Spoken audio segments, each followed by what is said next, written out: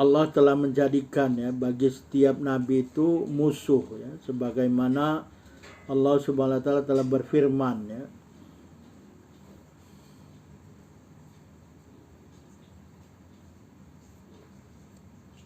Allah telah berfirman di dalam surah Al-An'am ya. Dalam surah Al-An'am ayat 112 ya. A'udzubillahi minasyaitonir rajim. Wa kadzalika ja'alna likulli nabiyyin aduwa syayatinal insi wal jinni. Kata Allah, dan seperti demikianlah kami telah menjadikan bagi setiap nabi ya, aduan, musuh ya. Siapa musuhnya? Syayatinal insi wal jinni, yaitu setan-setan manusia dan setan-setan dari kalangan jin.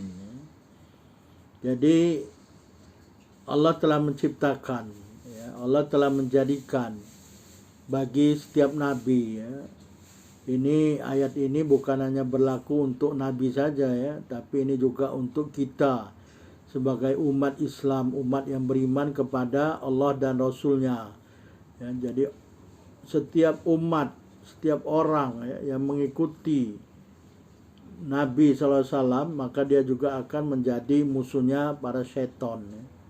Setan manusia ataupun setan dari kalangan jin ya. Jadi bagaimana menghadapi kedua musuh ini ya? Allah telah memberikan perintah ya kepada Nabi dan umat Islam ya, supaya bisa menghadapi kedua musuh tersebut ya. Yang pertama adalah syaitanul insi ya. Jadi karena Allah telah menciptakan musuh Nabi dan umat Islam, umat yang beriman kepada Allah dan Nabi-Nya, maka Allah telah memerintahkan untuk menghadapi kedua musuhnya. Yang pertama adalah syaitanul insi ya. Kepada syaitan manusia ini Allah telah memerintahkan untuk berbuat baik dan ramah ya, supaya dia kembali kepada tabiatnya yang baik dari apa-apa yang dia ada dalam perbuatan buruk. Mana ayatnya ya? Yang kita lihat nih ayatnya adalah di dalam surah ke-7, surah Al-A'raf ya, ayat 199.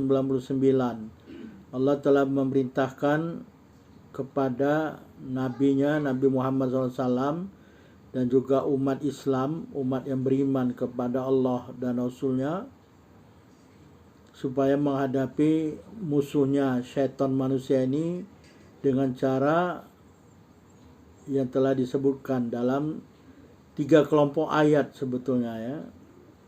Dalam tafsirnya Imam Ibnu Katsir mengatakan ada 3 kelompok ayat ya, yang menyatakan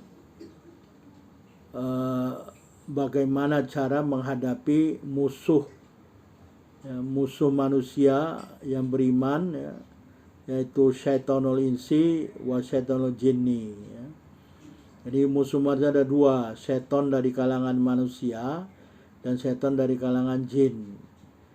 Dalam surah Al-A'raf 199 ini Allah telah berfirman, A'udzubillahi minasyaitonir rajim, khudil afwa wa'mur bil urfi wa'arid anil jahilin.